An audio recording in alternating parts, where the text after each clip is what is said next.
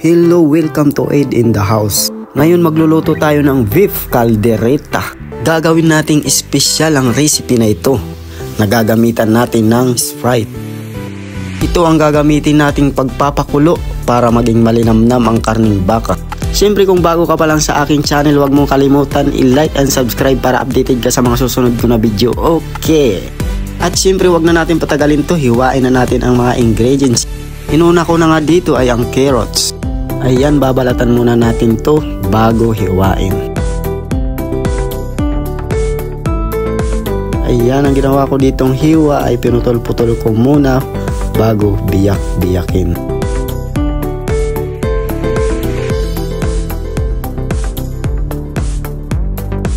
At sinunod ko na nga dito ay ang potato. Binalatan ko na. Gumamit nga pala ako dito ng 2 pirasong potato. At ang ginawa ko ditong hiwa pagkahati ko sa gitna ay pa-square lang.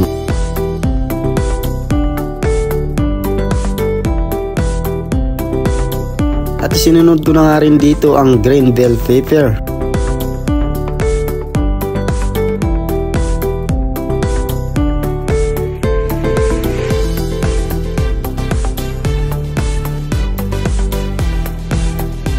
Hihiwain lang naman natin to ng pa-square.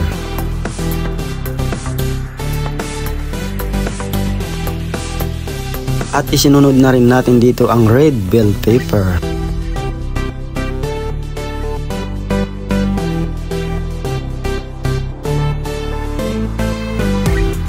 Ayan, hihiwain na naman natin to ng pa-square.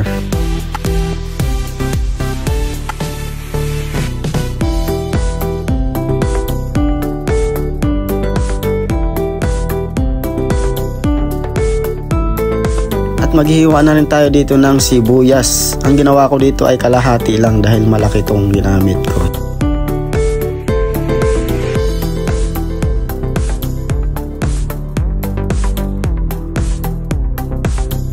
Tapos hihiwain lang natin to ng pahaba.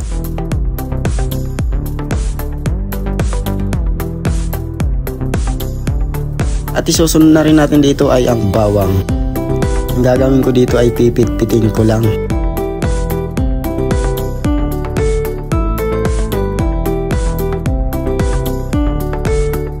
At hihiwain na rin natin dito yung karning baka na gagamitin natin sa pagluluto ng caldereta. Gumamit nga pala ako dito ng kalahating kilong karning baka. At hihiwain na naman natin to ng pa-square. At kung hindi nyo afford ang karning baka dahil may kamahalan nga ang presyo nito, pwede nyong ipamalit ang karning manok sa pagluluto ng caldereta.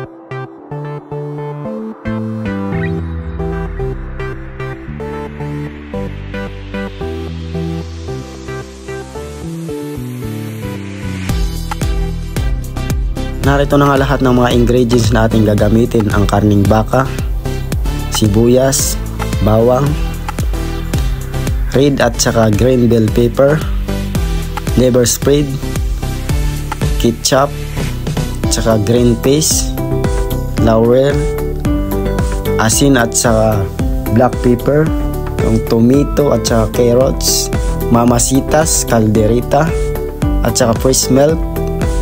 Gumamit din tayo ng soy sauce at saka beef cubes at saka yung Sprite na ating gagamitin ang sabaw at saka pagpapakulo para lumambot ang karning baka. Ito na, simulan na nating lutuin to. Isalang na natin ang kawali at maglagay na rin tayo ng mantika.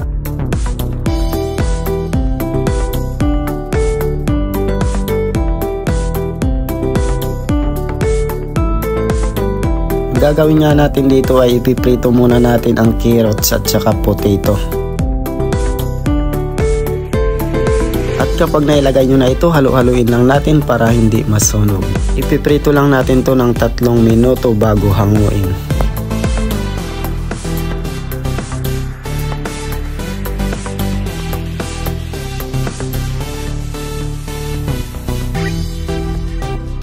Makalipas ng 3 minuto, ilagay na natin sa ating lalagyan.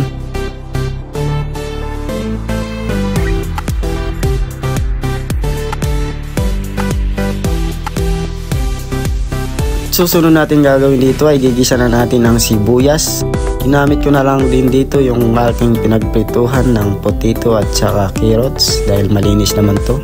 Pagkalagay natin, haluin lang natin to.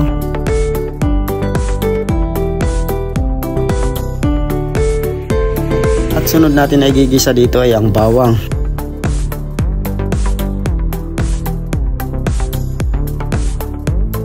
At igisa na rin natin dito ang karning baka. Pag nailagay nyo na lahat, halu-haluin lang natin ito ulit hanggang sa magkulay brown na siya.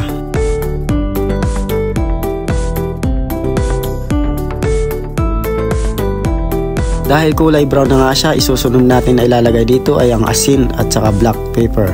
At pagkatapos nyo mailagay, halu-haluin nyo lang to hanggang sa mahalo ng maigi. At kapag nahalo nyo na ng maigi, sunod na natin yung pangpalinamnam sa ating kaldereta, ang Sprite.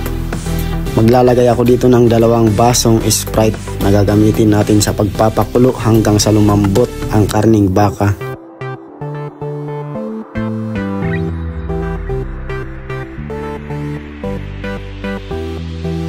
Pagkatapos yung mailagay, haluin lang ulit natin to.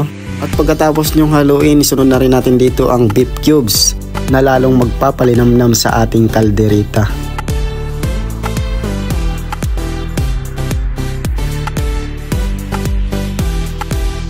Maglalagay na rin tayo dito ng soy sauce o toyo.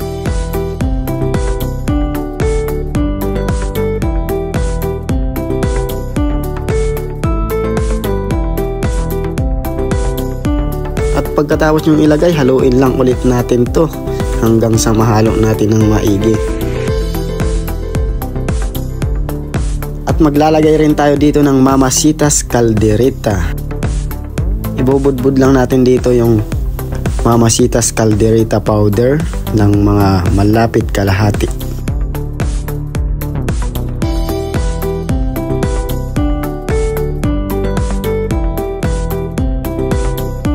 Pagkatapos nyong maibudbud, haluin ulit natin to hanggang sa mahalo ng maigi. At sunod natin na ilalagay dito ay ang ketchup.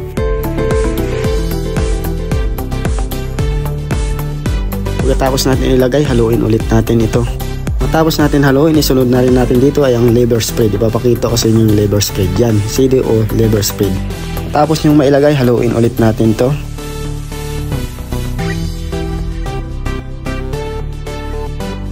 At ilalagay na rin natin dito ang laurel.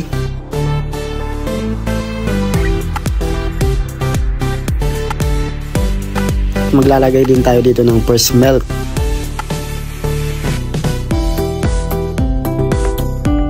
Pagkatapos nyo ilagay ang first milk, haluin ulit natin to. Kailangan yung apoy natin dito ay katamtaman lang, hindi masyadong malakas. At tatakpan natin, maghintay tayo ng 20 minutes. Makalipas ng 20 minutes, ito na siya, kumunti na yung sabaw. Ngayon, i-check natin kung malambot na siya. Tutusukin natin ng tinidor. Ayan, napansin nyo, tagos na kagad. Lambot na siya.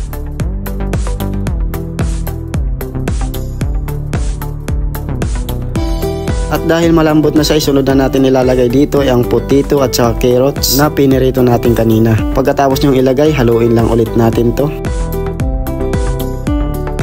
At isunod na rin natin dito na ilalagay ay ang green peas. Pagkatapos nyong ilagay, haluin lang ulit natin ito.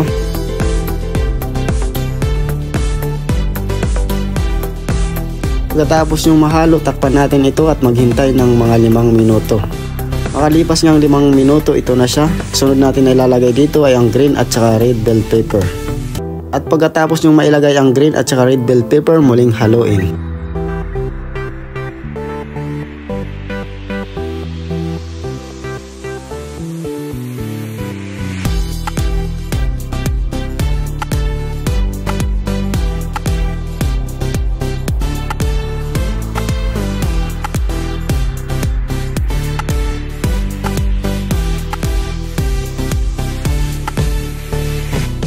Pagkatapos ng maihalo, takpan ito at maghintay ng 3 minuto.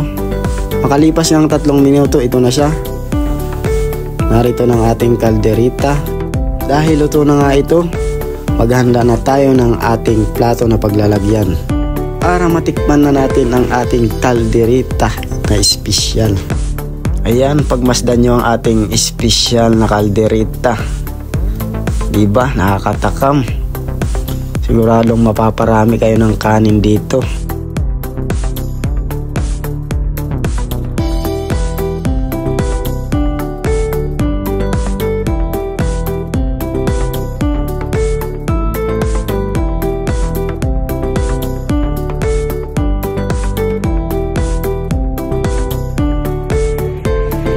Yun, tapos na nga. Ngayon titikman na natin yung ating luto. Ito na. Unahin natin yung